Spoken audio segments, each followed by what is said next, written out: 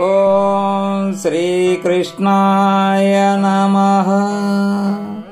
చైతన్య మహాభారతము 2వ పర్వము సభాపర్వము. వ్యాసుని భవిష్యవాణి. జనమేజయ, రాజసూయ యాగం మహావైభవోపేతంగా సమాప్తమైంది. ధర్మరాజు సోదరులతో కొలువు తీరియున్న సమయంలో శిష్య సమేతుడై వ్యాస మహర్షి అక్కడికి వచ్చాడు. అర్ఘ్యపాద్యాదులు సమర్పించి మహర్షిని భక్తితో పూజించారు పాండవులు. ధర్మజ, రాజసూయ యజ్ఞం మహాద్భుతంగా సమాప్తమైంది. అనితర సాధ్యమైన కార్యాన్ని నిర్వహించి కృతకృత్యుడవయ్యావు. సామ్రాజ్యాధిపత్యాన్ని సాధించావు. నీ వైభవం కురువంశానికి ఎనలేని ఖ్యాతిని గడించి పెట్టింది. నాయన, నా హృదయం సంతసించింది. నీకు శుభము కలుగుగాక. ఇక నేను వెళ్ళి వస్తాను అన్నాడు వ్యాస మహర్షి అని సర్పయాగములో వైశంపాయనుడు వినిపిస్తున్నాడు. ధర్మరాజు వ్యాసునికి అభివాదం చేసి, తాత, అంతా మీరన్నట్లు బాగానే జరిగింది. కానీ ఒక సంశయం నా మనసును పట్టి పీడిస్తూ ఉంది. ఈ సందేహాన్ని మీరు తప్ప మరొకరు నివారించలేరు. అనుగ్రహించండి.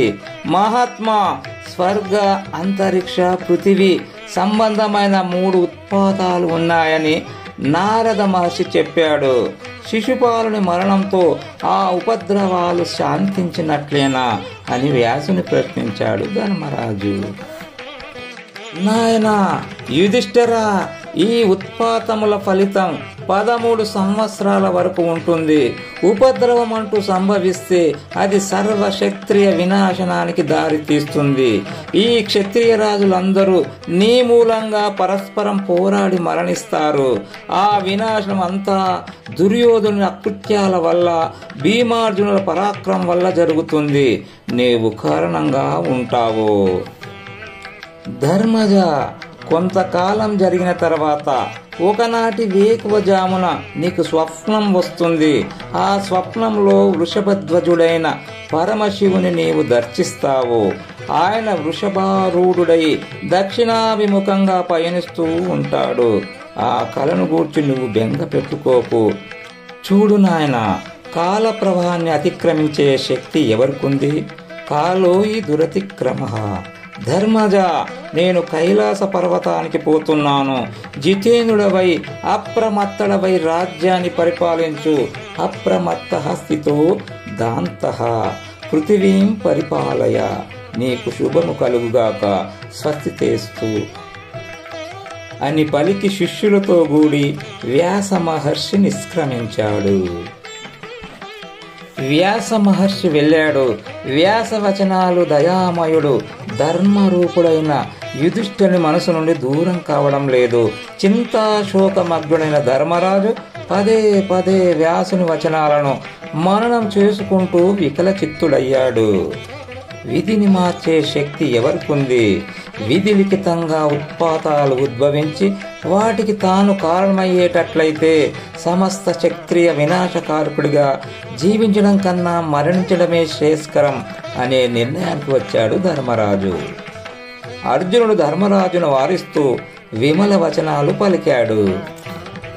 మారాజన్ కష్మలం ఘోరం ప్రవిశో బుద్ధినాశనం సంప్రదార్య మహారాజా యత్క్షేమంత సమాచర. జ్యేష్ఠ భ్రాత మహారాజా, దారుణమైన మోహంలో పడి బుద్ధిని పాడి చేసుకోకు. ఏది క్షేమమో దానిని ఆలోచించి ఆచరించు అన్నాడు అర్జునుడు. సోదరులారా, అయితే నా మాటను జాగ్రత్తగా వినండి.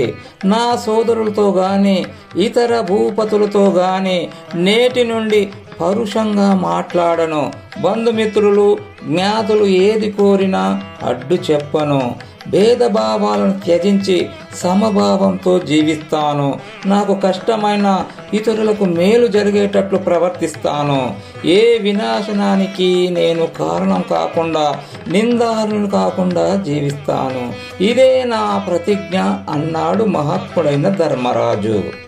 ధర్మరాజు ప్రతిజ్ఞానుసారం జీవించుటకు సోదరులందరూ నిశ్చయించుకున్నారు. జూదానికి కౌరవుల ఆహ్వానాన్ని తిరస్కరించకుండా ఉండటానికి ఇదొక ప్రబలమైన కారణము. జ్ఞాతుల ఆజ్ఞకు లోబడి ఉంటానని ధర్మరాజు ప్రతిజ్ఞ చేశాడు. జ్ఞాతులు జూదానికి ఆహ్వానించారు, సరే అనక తప్పలేదు. అంతేగాని ధర్మరాజు జూదప్రియుడై వెళ్ళలేదు.